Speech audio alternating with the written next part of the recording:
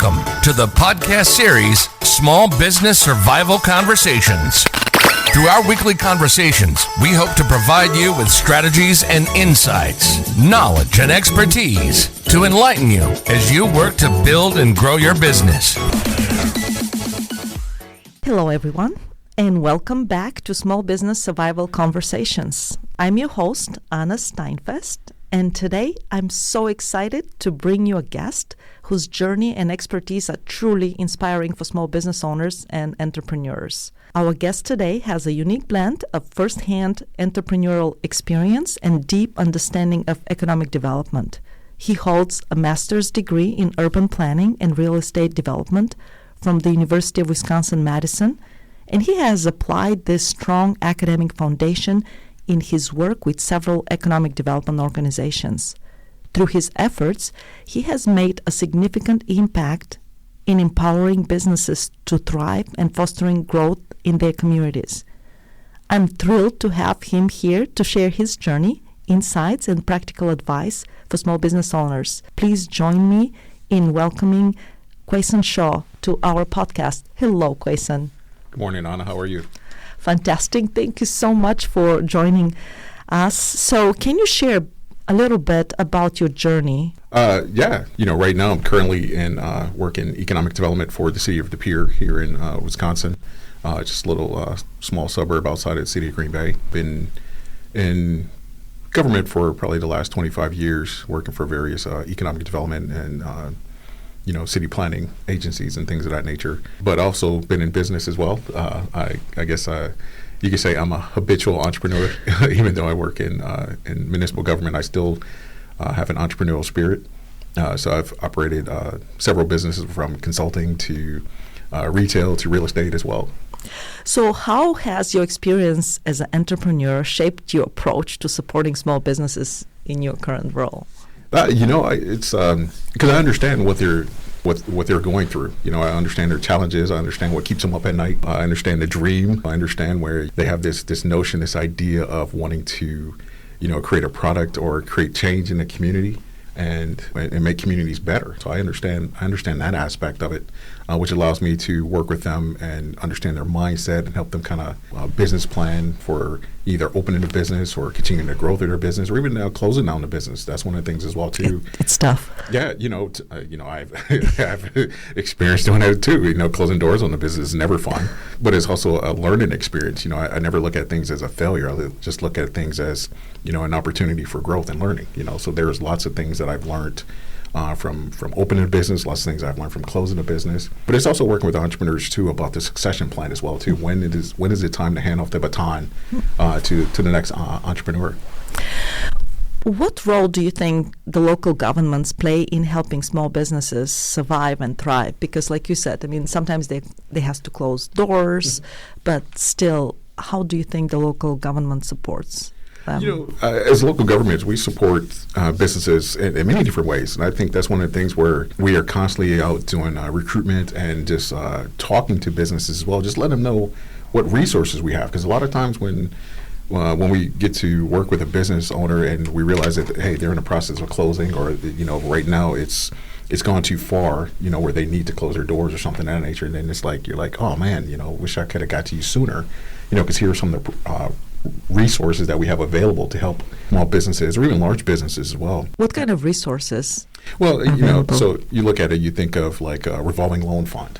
A lot of times. Can you explain for some businesses because they're not familiar with revolving loan fund? So if think of a revolving loan fund, think of just like you're getting a loan from the bank. Instead of the bank, you're getting it from the municipality. When you're looking to start your business, obviously we're all trying to find, financing and things of that nature. A lot of times we're going to banks, we're looking at credit cards and things of that nature to finance your capital, your inventory, your startup costs, things of that nature. A lot of times, many communities have revolving loan funds. So these are pools of dollars that either the state or the federal government or the local municipality has set aside in order to help businesses.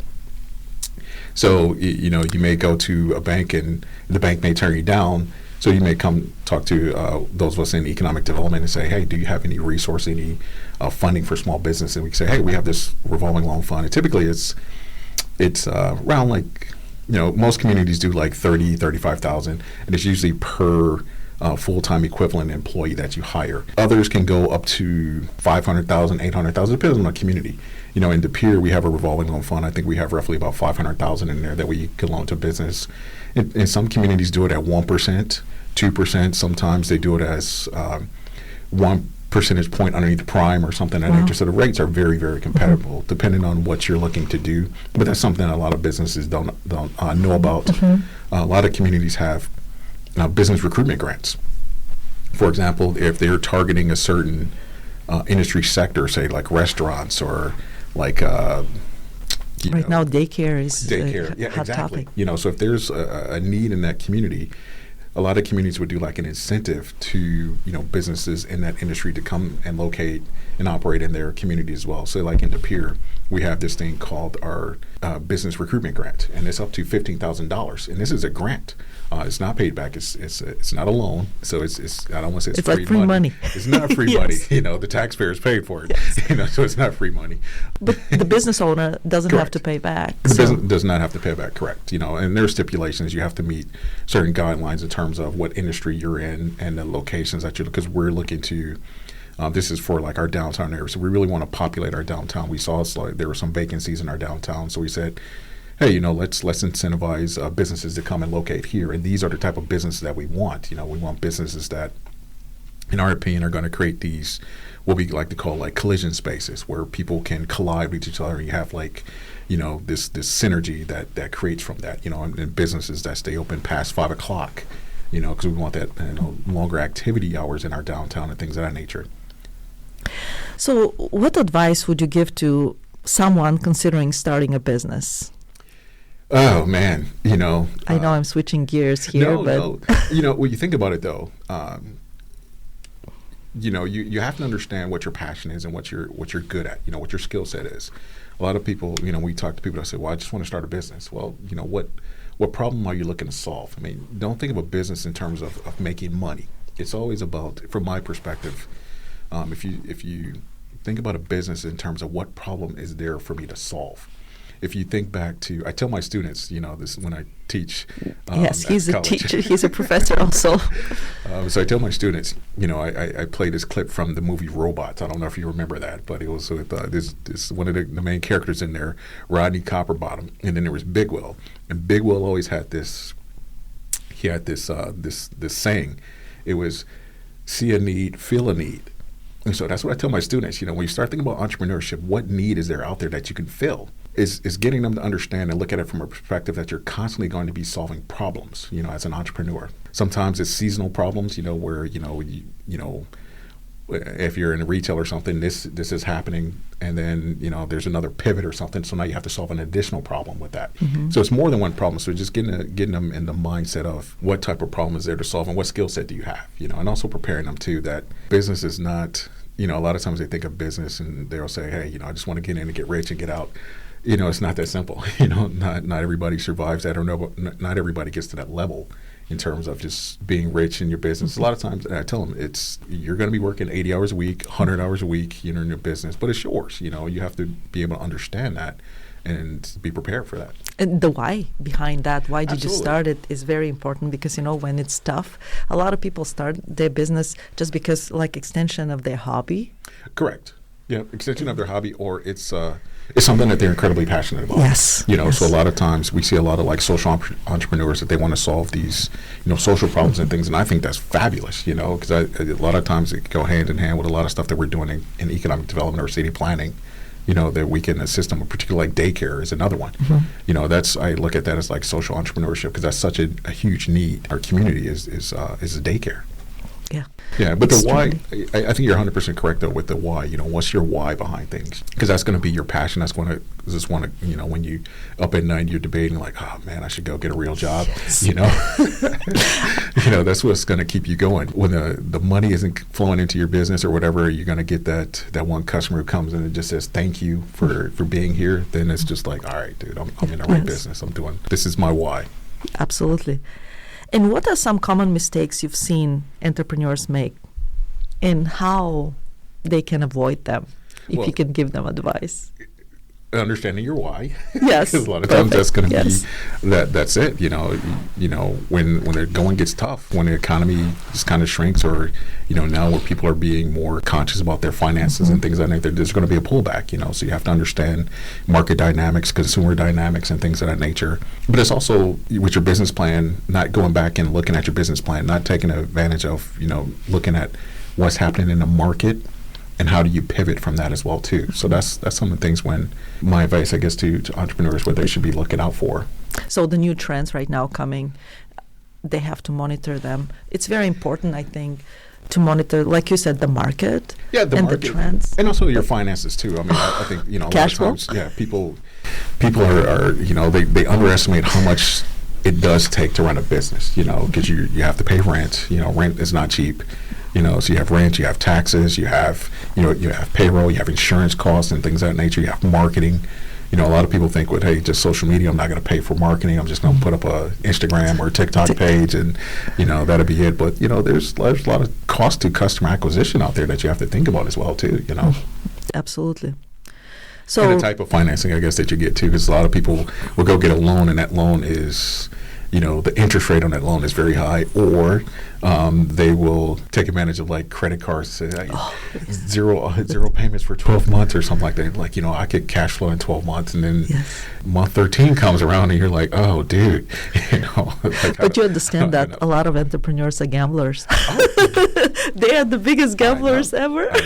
I know. So That's the thing with, a lot of times entrepreneurs, we're the type who we jump out of the airplane and we're like, hey, we're going to build our parachute on the way down, or we're going to, build it on the way down. And it's like, all right, just, I try to caution against that and just say, hey, let's create a backup plan, or let's create like an implementation plan for you to kind of work things through.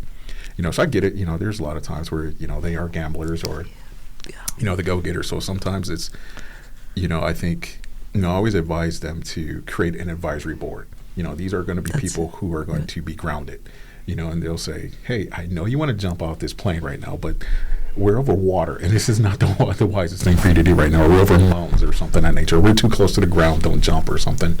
So having that advisory board, these, group of individuals that you could, bounce ideas off, and they could, who do you think they can include in the advisory board? Obviously, I think it's people who are in the industry, people who understand finance, people who understand marketing, But also, I think I like to include a devil's advocate in there, because that person, typically is your mother, who's always going to say, well, why are you doing this? Why are you doing that? Sorry, Mom. But typically it's someone who is always just negative, But it's also a good thing too, because they're going to challenge you. As negative as they are, it makes you sit back and say, okay, well, why am I doing this? Because now you have to figure out why is it's going to work, and things like that. But it's also, I think it's good to have someone who understands finances, someone who understands, media and things of that nature, just to kind of help you with those things. And where do you think they can find these people? There's a lot of, you could do like, look at local boards and stuff of that nature. You could pull someone off a board, or if there's mentors at SBDC or someone like that, those are good folks. SCORE might have some as well too.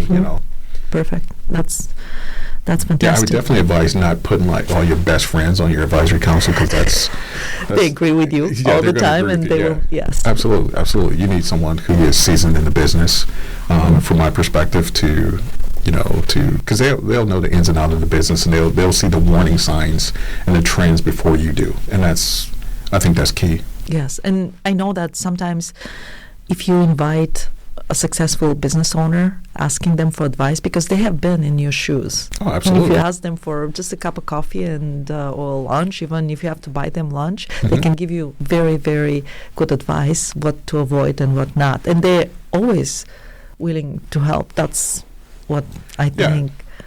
Yeah. I mean, I think, you get people who are willing to help, but it's also, don't take advantage of them. Make sure that, you are utilizing your time properly. Yeah, you have to be prepared. You're absolutely correct, because they hate to waste time. Oh, yeah. So if you go in a meeting, make sure you have your agenda, you have your questions, and go straight to the point. What trends or opportunities do you see for small businesses in this upcoming year? Especially right now, we're at the beginning of 2025. There is a lot of things had happened, I should say, last year, and now what is coming this year? With trends, are we talking like local trends or? Local, and maybe not only local, if you have any other. I think I'm trying to, how do I say this without giving away my business secrets? I think you're looking at trends. It's what is the market shifts and the dynamics and stuff. You have to look at, particularly finances. Right now, people are really leery about the economy and things of that nature. So you're going to have to start looking at, what's your product costs. You also have to look at, are you spending too much money on getting your product, and then you have to charge more for other people, or what people are willing to spend and things of that nature. I also think that, I think people really need to start looking at AI and the changing industries of that nature. Productivity. You're starting to look at a lot more robotics and things of that nature. How is that going to impact your business long term?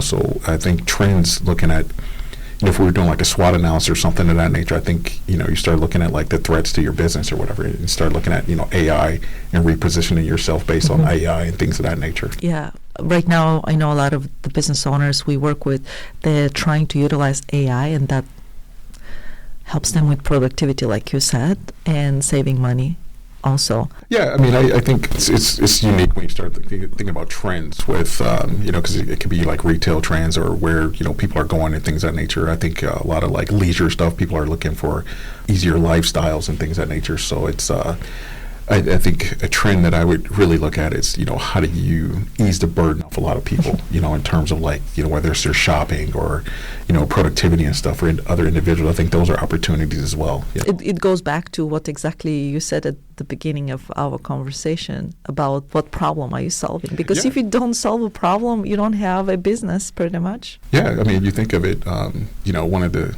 things that, you start thinking about is, like the gig economy or something, but, you have so many people doing Uber and Lyft now, but you also have, Target, Walmart, and UPS and things of that nature doing like delivery services, and Amazon doing delivery service. So people are starting to look at those.